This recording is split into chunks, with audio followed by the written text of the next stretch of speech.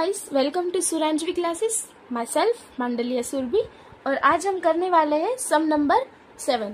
सम number 7 जो है वो स्टार्ट करने से पहले मैं आपको कुछ प्राइजेस के बारे में बताऊंगी। उसमें से सबसे पहले है कॉस्ट प्राइस, कैटलॉग प्राइस और इनवॉइस प्राइस।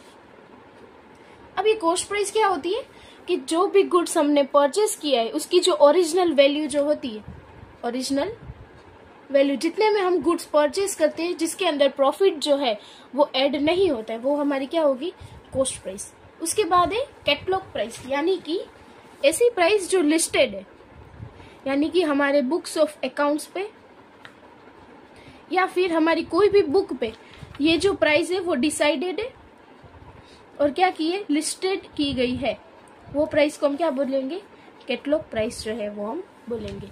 उसके बाद इनवॉइस प्राइस। अब इनवॉइस प्राइस का तो बेसिक फॉर्मूला ही हमें पता है, कॉस्ट प्लस प्रॉफिट, यानी कि जो भी प्राइस के अंदर प्रॉफिट इंक्लूडेड होगा वो हमारी क्या बन जाएगी, इनवॉइस प्राइस बन जाएगी।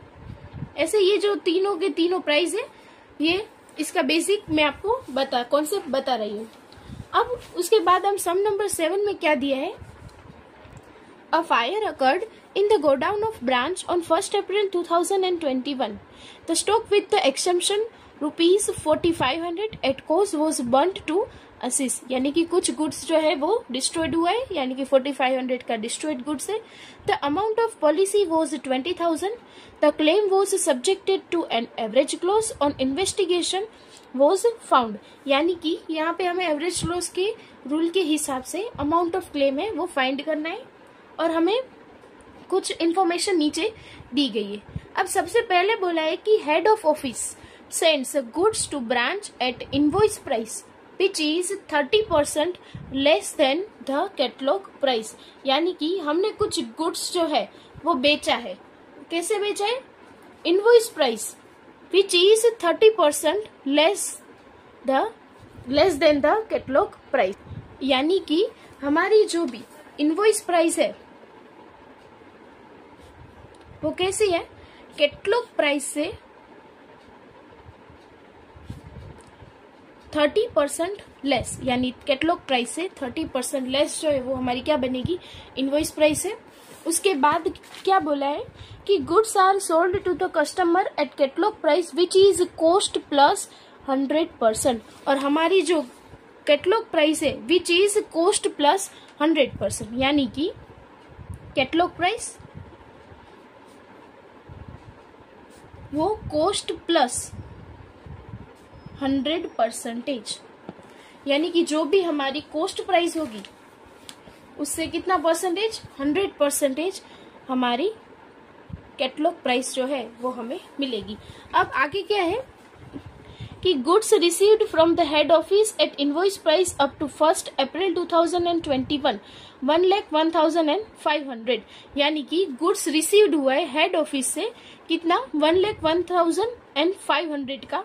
उसके बाद goods sold to customer at catalogue price up to 1st April 2021 1 lakh, यानी कि हमने कैटलॉग प्राइस पे गुड्स जो सेल किया है वो कितने का है, 1 लाख का। Compute the amount of claim, यानी कि हमें अमाउंट ऑफ क्लेम की जो भी अमाउंट ऑफ क्लेम है वो निकालना है।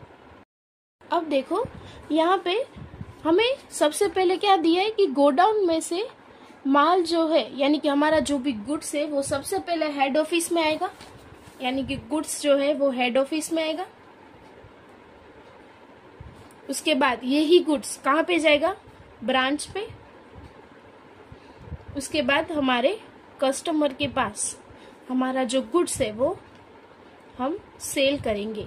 अब यहाँ पे हमने देखा कि हमें इनवॉइस प्राइस, कैटलॉग प्राइस जो है उसकी इंफॉर्मेशन दी गई है, लेकिन हमें यही कहीं पे भी कॉस्ट की जो भी वैल्यू है वो कहीं पे बताई गई नहीं है। तो हम क्या करेंगे, कॉस्ट की जो वैल्यू है उसे हम सपोज करते हैं कि कॉस्ट प्राइस हमारी 100 है। सपोज कॉस्ट प्राइस जो है वो हमारी 100 है। अब हमें क्या बोला है कि जो इनवॉइस प्राइस है वो कैटलॉग प्राइस से 30% लेस देन है, और हमारी जो कैटलॉग प्राइस है वो कॉस्ट प्राइस प्लस 100% है।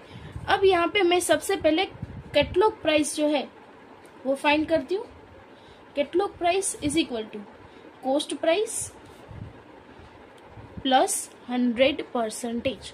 अब यहाँ पे कॉस्ट प्राइस जो है वो हमने एज्यूम किया है कि वो 100 है, उसका 100% यानी 200 हमारी क्या मिली, हमें कैटलॉग प्राइस मिल गई। अब इसके बाद अब चाहिए हमें इनवॉइस प्राइस। तो इनवॉइस प्राइस हमें मिलेगी, उसका हमने फॉर्मूला बनाया कि कैटलॉग प्राइस है वो 30% लेस देन है, यानी कैटलॉग प्राइस माइनस 30%। अब कैटलॉग प्राइस हमें मिली 200 माइनस 30%। अब देखो 200 माइनस 30% यानी 140 हमारी क्या मिलेगी, हमें इनवॉइस प्राइस जो है वो हमें मिल गई।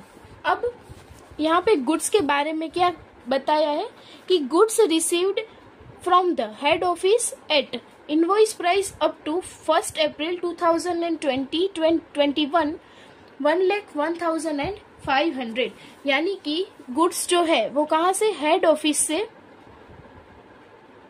ब्रांच में आया, कितना, कौन सी वैल्यू पे, इनवॉइस प्राइस पे, कितना 1,01,500 हमारा गुड्स जो है वो हमने सेल किया, गुड्स जो है वो हमें रिसीव्ड हुआ इनवॉइस प्राइस पे। अब अगर मेरी इनवॉइस प्राइस जो है वो यहाँ पे 140 है, अगर मेरी 140 इनवॉइस प्राइस पर मेरा गुड्स 1,01,500 है, तो मेरी कॉस्ट प्राइस के पर मेरा गुड्स जो है वो कितना है। अब देखो 1,01,500 इंटू 100 डिवाइडेड बाय 140, यानी कि 72,500 का मेरा गुड्स जो है वो मुझे रिसीव्ड हुआ होगा एट कॉस्ट प्राइस। अब यहाँ पे मैं जितनी भी वैल्यू कैटलॉग प्राइस के हिसाब से और इनवॉइस प्राइस के हिसाब से दी गई है उसे मैं किस में कन्वर्ट कर रही हूँ, कॉस्ट प्राइस में मैं कन्वर्ट कर रही हूँ। उसके बाद ये मुझे जो भी डिफरेंस मिलेगा, यानी कि यहाँ पे जितना भी गुड्स मुझे रिसीव्ड हुआ है और जितना मैंने सेल किया है, देखो यहाँ पे जो 2021 में मैंने 1,01,500 का गुड्स रिसीव्ड हुआ है और मैंने सेल किए है 1 लाख का, पर मैंने जो प्राइसेस है वो दोनों डिफरेंट है। ऊपर की जो प्राइस है वो है इनवॉइस प्राइस और नीचे हमने कैटलॉग प्राइस से जो माल है वो हमने बेचा है। सो अब इन दोनों का जो भी डिफरेंस होगा वो हमें क्या मिल जाएगा, अमाउंट ऑफ क्लेम, यानी कि हमारा जो क्लोजिंग स्टॉक है वो यहाँ पे मिलेगा। सबसे पहले मैंने क्या किया, इनवॉइस प्राइस पर जो भी गुड्स हमने रिसीव्ड हुआ था उसको मैंने किस में कन्वर्ट किया, कॉस्ट में।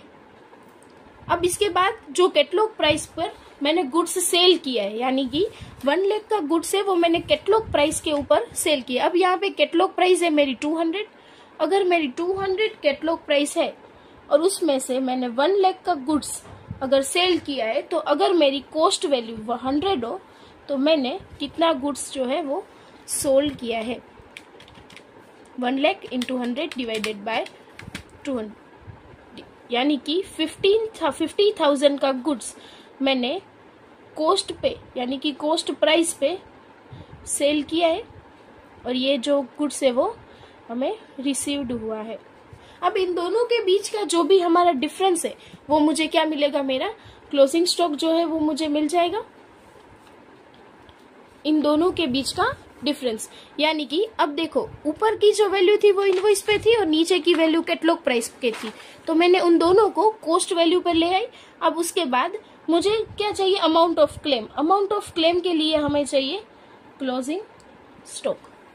ये जो क्लोजिंग स्टॉक कैसे फाइंड करेंगे, तो देखो यहाँ पे जो भी गुड्स रिसीव्ड हुआ है वो goods received minus goods sold, जो हमने दोनों को कॉस्ट पे लेके आए, यानी कि कॉस्ट वैल्यू पर हमने रिकॉर्ड किया है 72,500 माइनस 50,000, यानी कि 22,500 हमारा क्या मिलेगा, हमें क्लोजिंग स्टॉक जो है वो हमें मिल गया।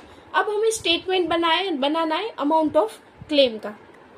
अब सबसे पहले मुझे फर्स्ट में ही बोला था कि हमें एवरेज क्लोज के रूल के हिसाब से क्या करना है, हमारा जो भी अमाउंट ऑफ क्लेम है वो निकालना है। अब यहाँ पे सबसे पहले फॉर्मेट में आएगा closing stock on date of fire, जो हमें कितना मिला था 22,500। उसमें से अगर हमने कुछ गुड्स जो है वो सेव्ड किया हो तो वो माइनस करेंगे। यहाँ पे 4500 का गुड्स है जो मैं माइनस कर रही हूँ।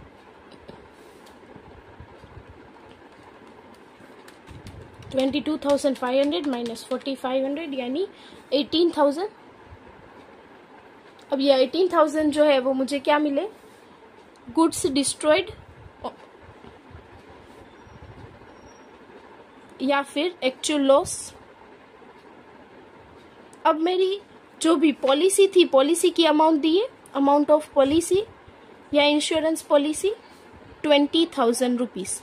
और यहाँ पे क्लियरली हमें बताया गया है कि हमें अमाउंट ऑफ क्लेम कैसे निकालना है, एवरेज क्लोज के रूल के हिसाब से निकालना है।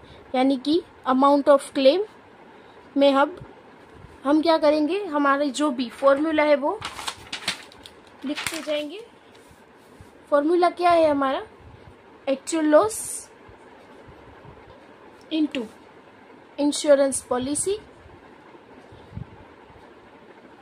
Divided by closing stock.